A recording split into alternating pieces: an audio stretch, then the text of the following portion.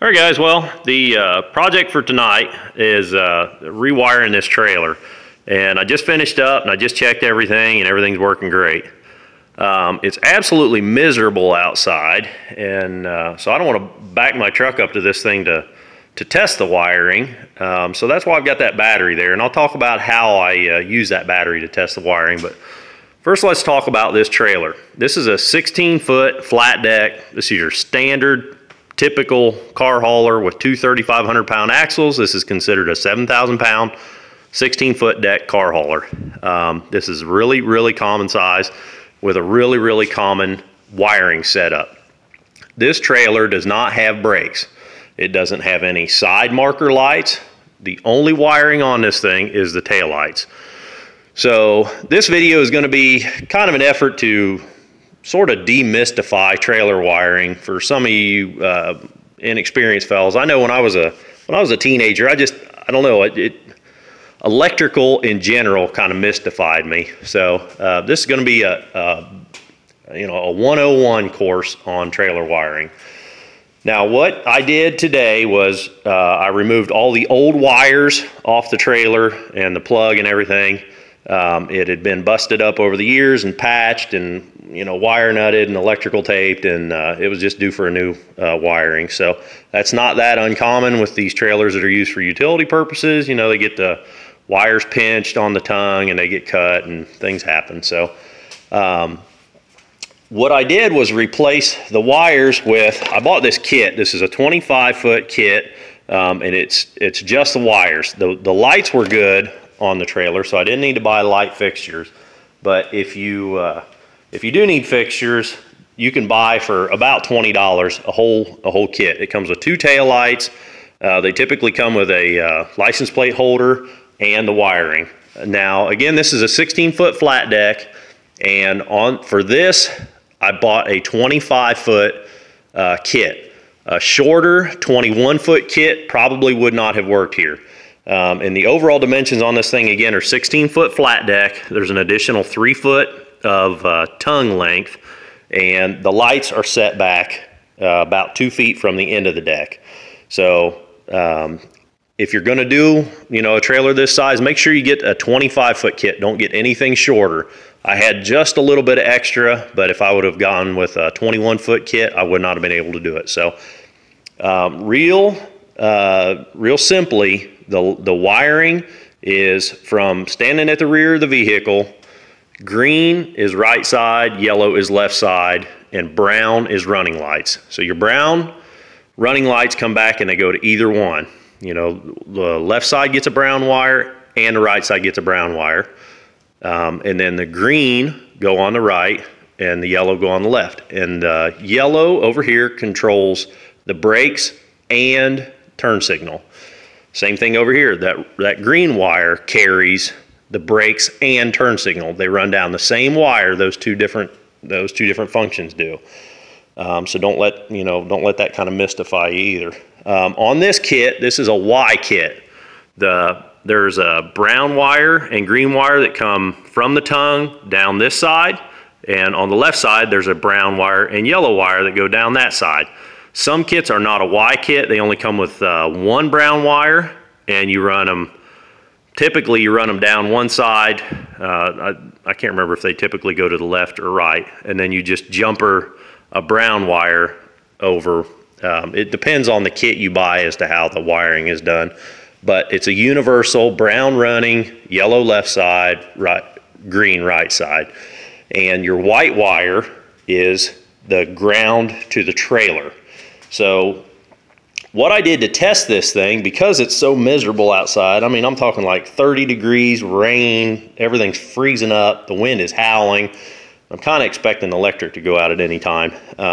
January 19, I imagine a lot of you guys in the Midwest are getting hit with this same storm right now. So because it's so miserable and I'm right here by the door, I don't want to have my truck backed in here, letting the heat out of the garage and dealing with that. So what I've done to test the wiring, again, I just finished it up, on my ground, when I connected my ground, the white wire on these kits, it just comes with the end is stripped back just a little bit, or the wire's just cut. And it's up to you to put a ring terminal on it and fasten it to a bolt on the frame. You want to make sure you sand the paint off and get down to the bare metal on the frame. I put dielectric grease and just smear it all over the frame. Dielectric grease is an insulator, but it keeps down rust. So it's kind of funny that dielectric grease is used for electrical connections, but it's actually an insulator. But it keeps the corrosion away. So smear dielectric grease all over your stuff, and that'll help you out a lot. Ground faults are a major problem with trailers. So make sure you got a good ground. Now to test this, I'm using just a 12 volt deep cycle battery. You can use any old 12 volt battery. I put the black on negative, the red on positive, and I've got my little test leads here. The black, I had to put a jumper to get a small alligator clip in there, and the black then goes to the white, which is ground. So now my trailer is connected to the negative side on the battery, and I want to use the positive side to probe the wires. So I can take my alligator clip here, my positive side, and touch each of these pins. And if I touch the green one, it makes the right side glow brightly. If I touch the yellow one, it makes the left side glow brightly. And if I touch these, there's actually two brown wires coming out there together.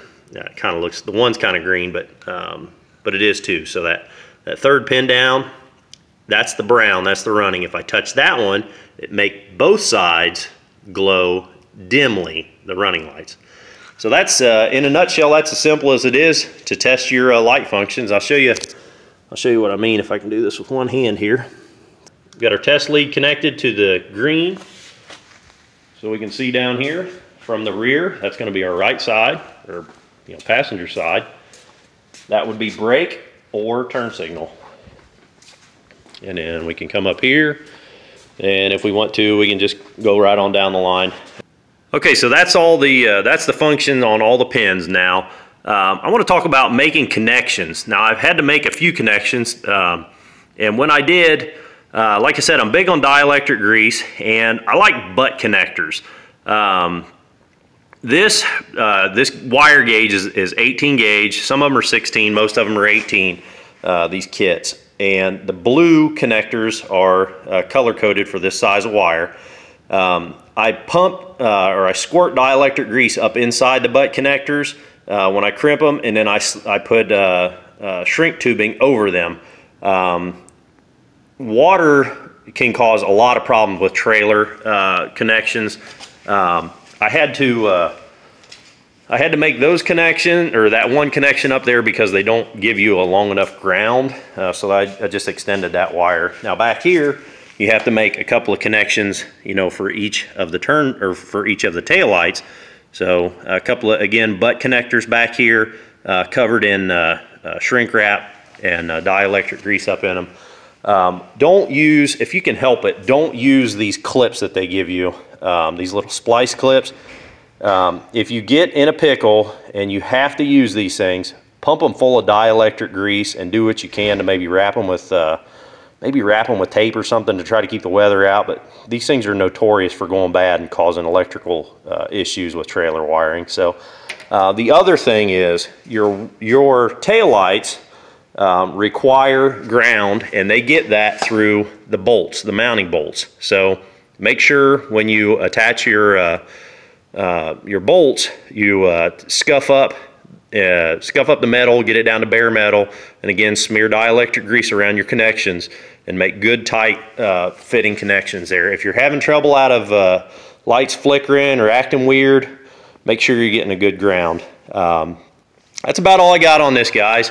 Again, this is a real basic. A lot of you guys already know this stuff, but I'm just trying to help somebody that doesn't know it. And if I did help you, if you like this video, click that thumbs up button. If you want to see more videos of me working on any number of things out here in the garage, click that subscribe button. And until the next video, guys, keep on tinkering.